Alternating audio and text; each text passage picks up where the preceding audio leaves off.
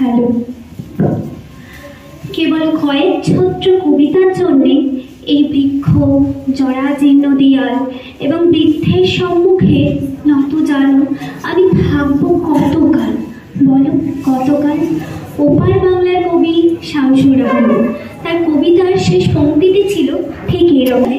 এই দিনটিকে বিশ্ব কবিতা দিবস হিসেবে ঘোষণা করেছিলেন ইউনেস্কো।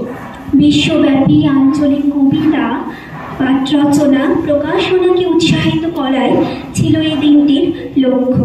ইউনেস্কোর অধিবেশনে এই দিবস ঘোষণা করার সময় বলা হয়েছিল, এই দিবস বিভিন্ন জাতীয় আঞ্চলিক কবিতা ও আন্তর্জাতিক কবিতাগুলোকে নতুন করে স্বীকৃতি ও গতি দান করবে।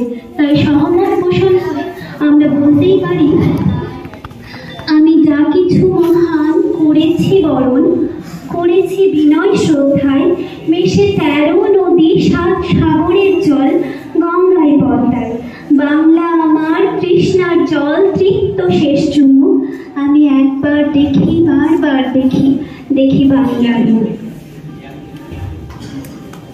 খুব সুন্দর বলেছেন।